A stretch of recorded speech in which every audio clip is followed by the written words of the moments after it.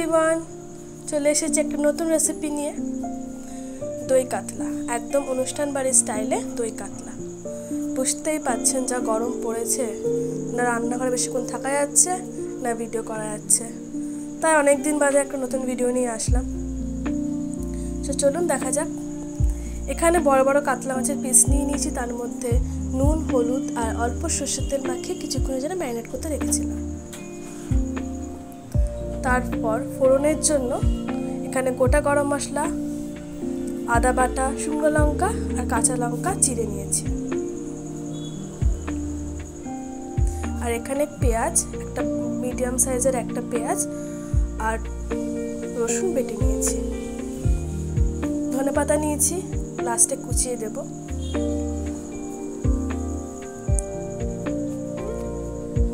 আর main যেটা ingredients, এটা হলো এখানে 7-8টা কাজু বাদাম আর পোস্ত। এটা খুবই ইম্পর্টেন্ট অফকোর্স এই রেসিপিটার জন্য। এই কাজু আর পোস্ত ভালো করে মিহি করে বেটে নেব।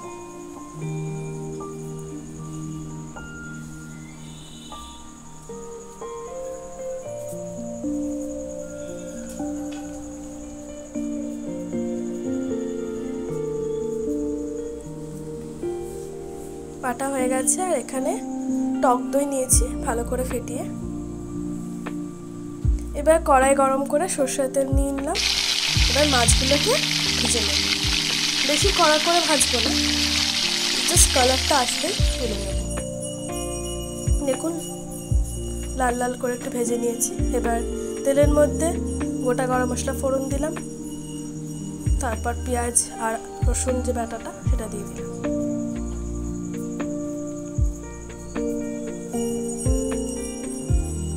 ভালো করে কষিয়ে নেব।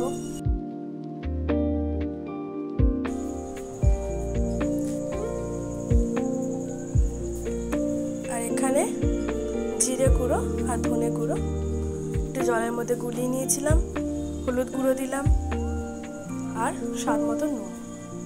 হলুদ গুঁড়োটা অপশনাল, অফকোর্স অনেকে দেখেছি আপনার দই কাতলা সাদা রাখে, বাট একটু কালারের জন্য হলুদ দিলাম।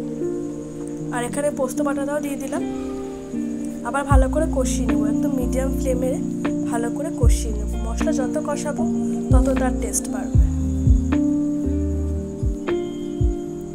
এবার একটু তেল ছেড়ে আসলে টক দইটা দিয়ে দিলাম। সেটা দিয়ে ভালো করে নাড়ব, কারণ কি টক দই দেওয়ার পর ভালো করে না নাড়লে সেটা কেটে যায়। সো এই সময় মিডিয়াম ফ্লেম, একদম লো ফ্লেমে ভালো করে নেড়ে নেব। দেখুন কিছুক্ষণ কষানোর পর কি সুন্দর তেলটা ছেড়ে এসেছে। এবার চেরা কাঁচা লঙ্কাগুলো দিয়ে দিলাম। কিছুক্ষণ আবার কষিয়ে পরিমাণ মতন জল দিয়ে হাই ফ্লেমে রাখবো। যেহেতু অনেক কটা মাছ, সো জলটা একটু বেশি দেওয়া হয়েছে। আবার ফুটলে কিছুটা কমে যাবে জল। জলটা ফুটে আসলেই ভাজা মাছগুলো দিয়ে দিলাম। এখন কষিয়ে নেব।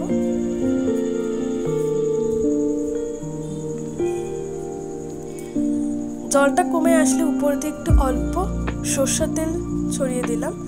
আর এদিকে ধনেপাতা কুচি। রান্না আমাদের হয়ে এসেছে, আর কিছুক্ষণ রাখলেই আমাদের রান্না কমপ্লিট। 2 মিনিট মতো রাখলেই হয়ে যাবে। খুবই সুস্বাদু খেতে হয়েছিল। আপনারা অফকোর্স বাড়িতে ট্রাই করবেন। আমাদের এটা ওয়ান অফ দ্য ফেভারিট মাছের ডিশ। সো গরম গরম ভাত আর দই কাতলা, জাস্ট অসাধারণ। কি লাগছে তো অনুষ্ঠান বাড়ির মতন। সো অফকোর্স বাড়িতে ট্রাই করবেন আর আমাকে কমেন্টে জানাবেন কেমন হয়েছিল। আর আমার চ্যানেলটিকে লাইক, শেয়ার আর সাবস্ক্রাইব করে দেবেন। এরপর আরও নতুন ভিডিও আসতে চলেছে।